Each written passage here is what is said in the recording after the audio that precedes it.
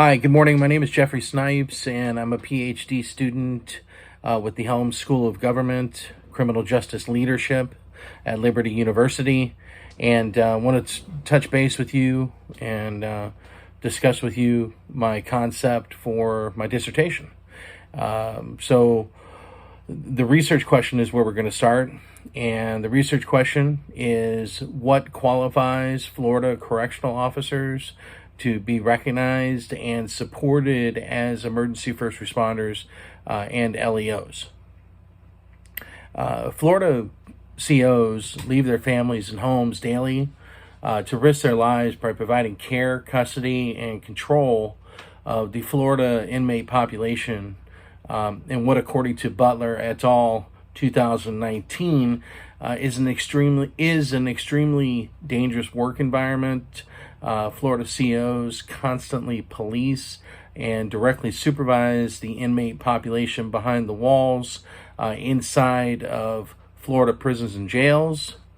Berardi et al. 2021 report that first responders play a vital role in responding to individuals suffering from fentanyl overdoses, and Florida COs are expected to respond to opioid overdoses by administering Narcan, otherwise known as naloxone, to anyone experiencing an opioid overdose inside of a Florida prison or jail.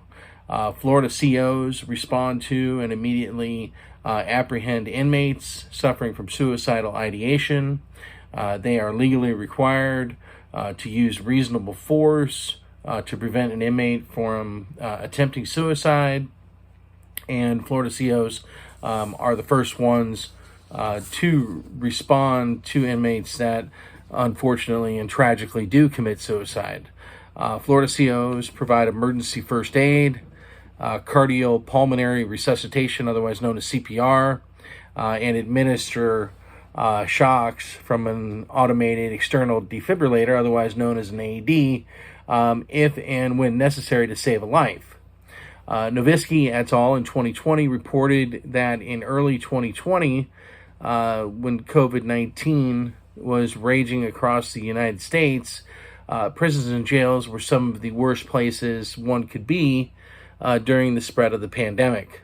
And Florida COs are the first ones to respond to all health emergencies, including COVID-19 in the prisons and jails in Florida.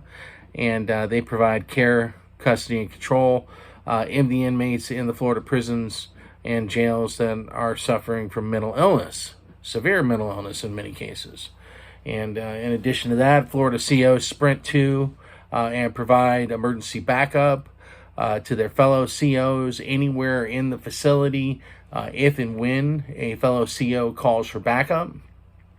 Florida COs are ready and willing to respond with force if and when necessary, when there's a fight, if there's a minor disturbance, or in worst case scenario, if there's a riot.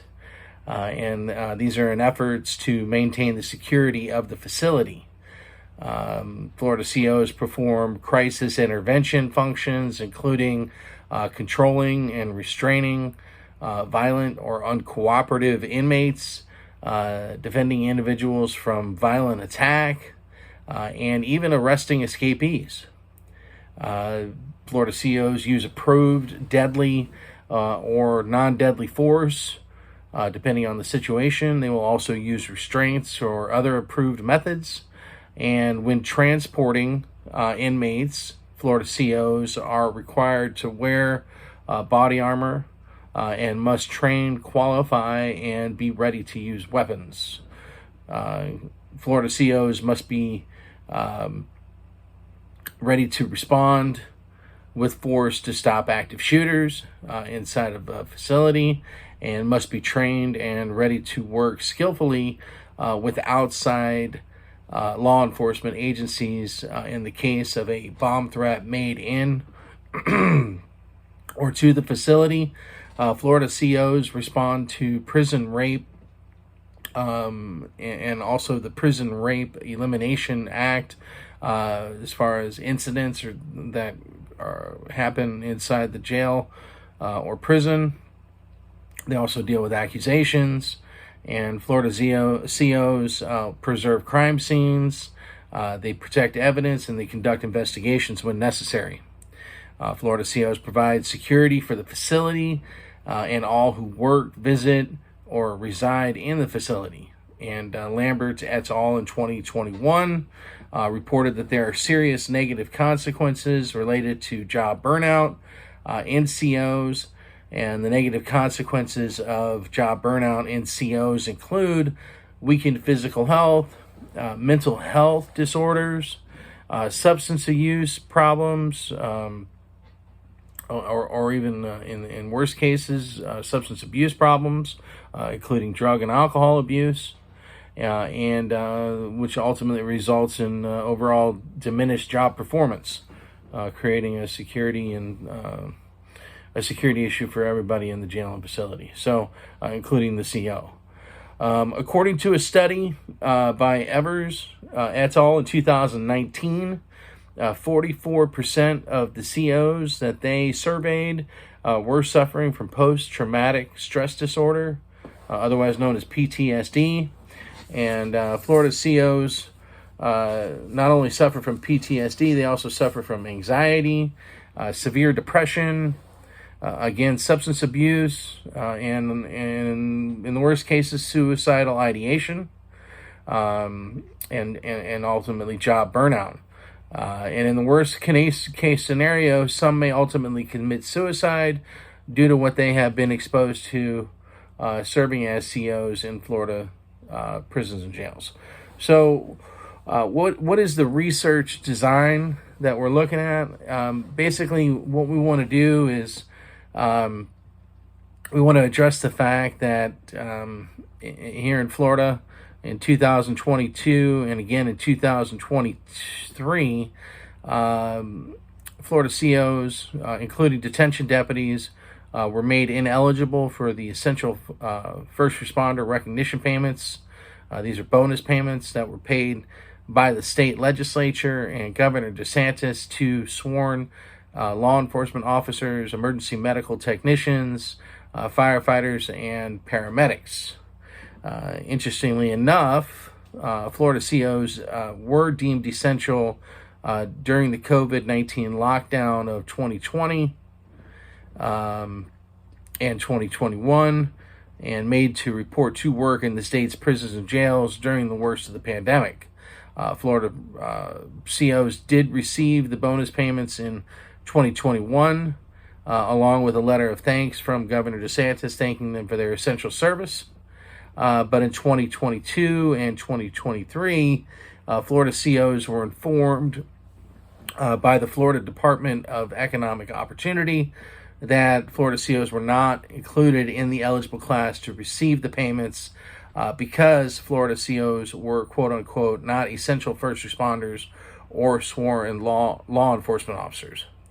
The problem requiring research and further discussion, debate, and legislative effort is determining what exactly qualifies Florida COs as emergency first responders and LEOs. And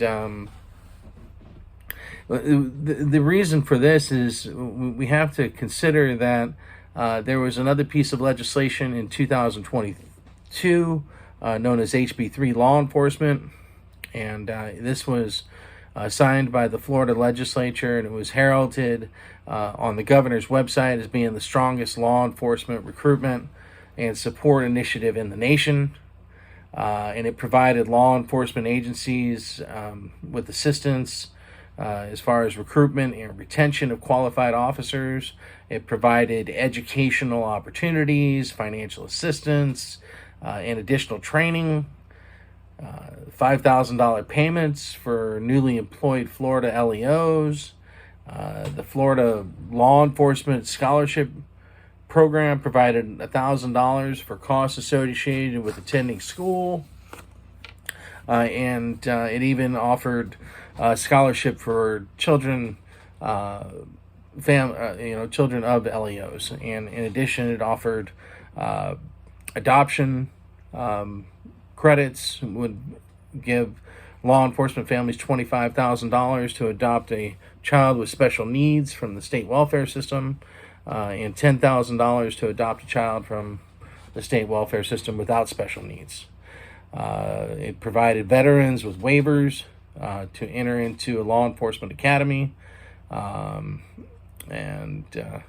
issue with this is that the prisons and jails in the state of Florida are suffering a major staffing issue, or severely understaffed, and this is causing a security issue in the state's prisons and jails. And this landmark law enforcement legislation was passed, but it did not include correctional officers. So, again, the research problem is what qualifies correctional officers as emergency first responders and law enforcement officers. And there are several different reasons why this is important. And there are several ways that correctional officers serve both as emergency first responders and law enforcement officers inside of the prisons and jails, as we've been over already.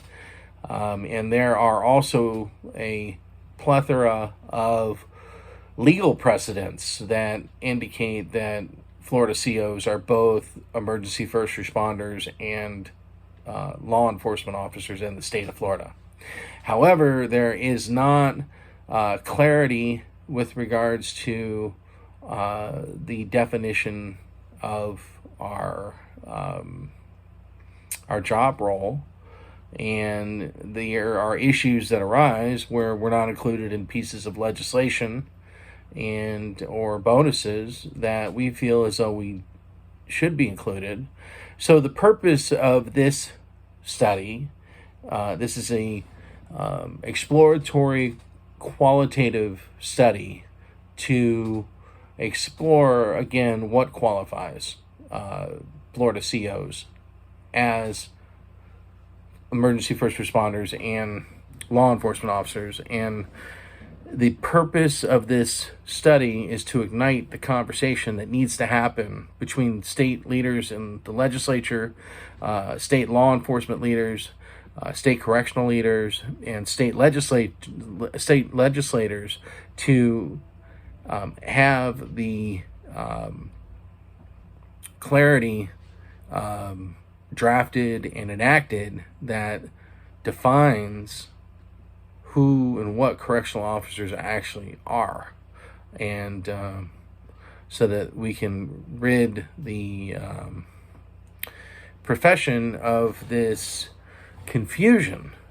So that is ultimately the goal.